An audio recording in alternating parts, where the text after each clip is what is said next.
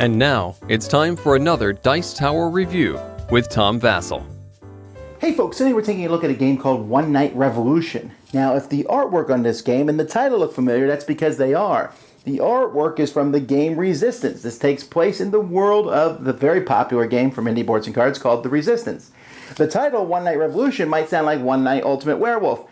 It does. That's because Ted Alspach, who worked with One Night Ultimate Werewolf and published it through his own company, Bezier Games, designed this game through Indie Boards and Cards, who published the game Resistance. So it's kind of a merging of those two games, and it really is a kind of merging of those two games. Now, if you're sitting there going, I don't like One Night Ultimate Werewolf, watch this anyway, because you might like this game regardless, and if you don't like Resistance, watch this game anyway, because they're very different than both of them, and yet at the same time have some similarities. Let me show you.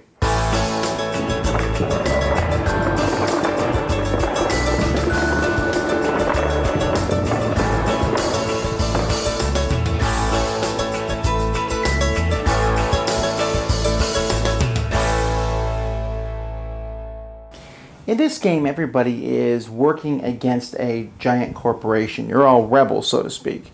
But you're not actually all rebels. These cards are going to be handed out at the beginning of the game to each player. You're either going to be a rebel or you're going to be an informant. And a certain number of these are put out there so that there's a total of the number of players plus 3. You'll then shuffle these, and each person is going to get one secretly, which they'll look at, and they'll put face down in front of themselves, and then the remaining 3 will be placed here in the middle of the table. Each player is also going to get a roll card, which is secret. There are different roll cards. I'm going to show you the 5 basic ones, but there's other ones too, that you'll shuffle, and each player is going to get one of those, which they also can look at. So each player is going to have an ID card, and they're going to have a specialist card.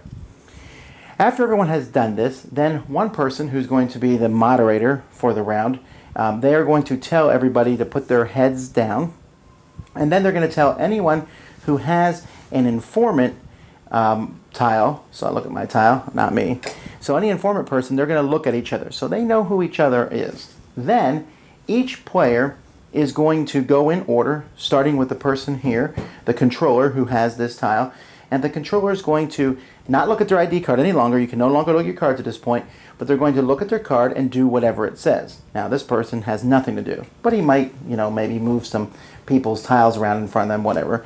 So you can do whatever you want, basically just, fooling around, and then he will say, task completed. So then the next person looks at their card. And so at the beginning of the game, they knew that they were a rebel. So whatever they knew that they were, there's 2 different things here in the signaler card.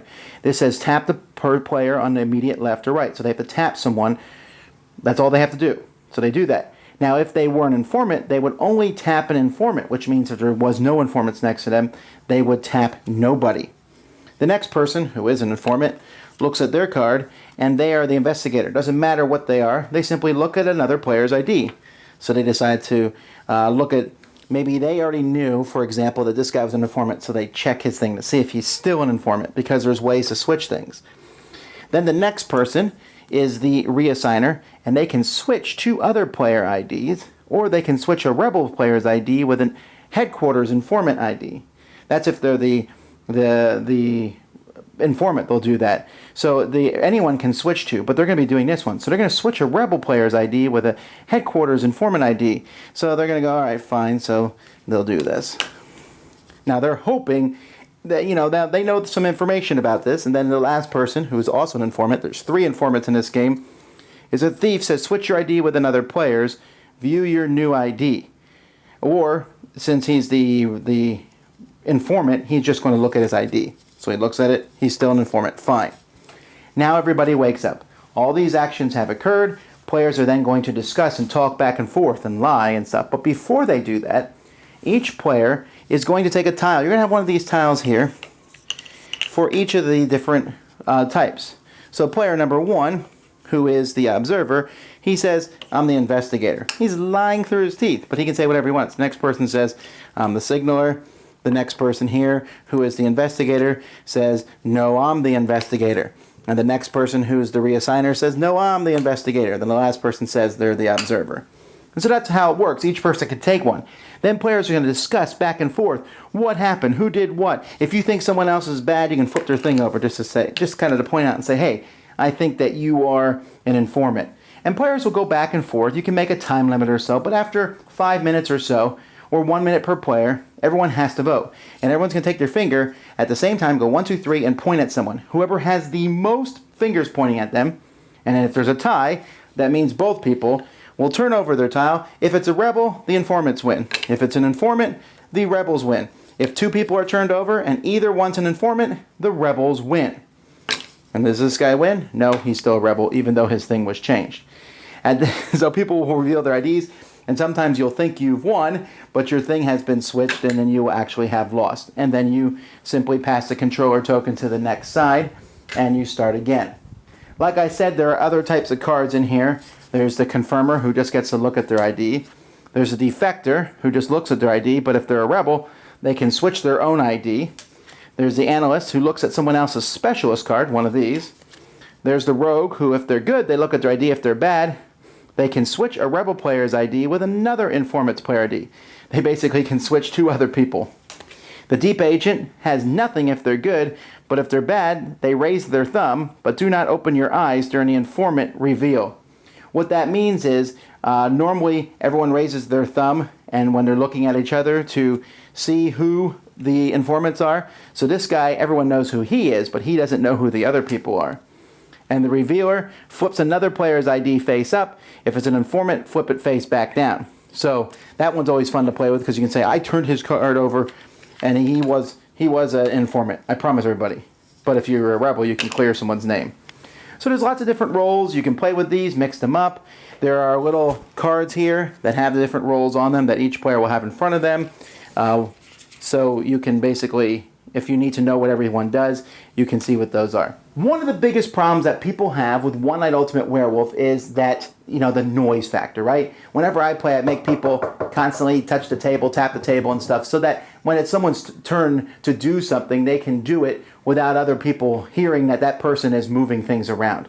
That's okay. I don't mind that, but some people are like listening, and I've always thought it was kind of cheesy to use I can hear somebody as, then they must be the bad guy. That's always kind of bugged me. In this game, that's not a problem, because when it's my turn, of course I'm going to be doing something, even if it's just messing with the things a little bit, but I can do this. And I also like how in this game, people are basically taking one turn at a time, and there's different roles based on what your specialist card says. If you're a bad guy or a good guy, you're going to do something different, and that brings some interesting things into the effect. Now, after everyone has taken their action, before everyone opens their eyes, whoever started the controller can look at their ID card one last time. I like that rule too, because they have to go first, and a whole lot of things can change, so they get to see if something has changed with them. So all this makes for some very interesting discussions, and even though I like One Night Ultimate Werewolf a lot, I believe this game is more strategic than that game is. Because of the way people do things, what people say, it's very easy to catch someone and say, wait a minute, you just lied in that situation. In fact, for me, this is a One Night Ultimate Werewolf killer. I would way rather play this all the time. Now, I'm keeping One Night Ultimate Werewolf because my kids love it. They think it's a fantastic game, and so I'll keep playing that with them. But I think this one offers more strategy, and if I'm playing with adults, I will definitely bring this one out instead. I think there's a lot of depth inside this box. There's a lot of different roles, and there's a lot of different combinations that can occur, and sometimes it's hilarious what will happen. You have everything, and you flip your tile over, and you're on the wrong team. The tiles are nice quality, the cards are good quality. This is a game that's built to last. If I had any kind of complaint against the game, it might be the fact that it's Rebel and Informant. And you would be surprised at how many people get that confused. Wait, Informant's the bad guy, right? Rebel's the good guy. Which one's which? So sometimes I would just say red player, blue player. It's a lot easier for people. But still, man, folks, I really enjoyed this one. This is certainly one I want to hang on to and play. I went into it kind of skeptical because I'm like, all right, here we go. Another One Night Ultimate something or other. This is just going to be a variant. Kind of a variant, but a strong enough one that I think it stands on its own. It can play up to 10 people, And it works with a larger group. But man, the 4-player game is amazing with this one. I was really surprised by that. Don't get me wrong, I like 5, 6, 7. I like all the different numbers. But these kind of deduction games don't often work well with 4 players. One Night Ultimate Werewolf works okay with 4 players, but this one really shines with that number. That's pretty neat. Anyway, that's One Night Revolution. Dice Tower Judgment into my collection. Thanks so much for watching the Dice Tower videos. Find more great videos and reviews, as well as our top-rated audio podcast at Dicetower.com. You can also find other great shows at Dicetowernetwork.com. I'm Eric Summerer, and you've been watching The Dice Tower. The Dice Tower is sponsored by Cool Stuff Inc., where you can find great games for great prices. Cool stuff in stock.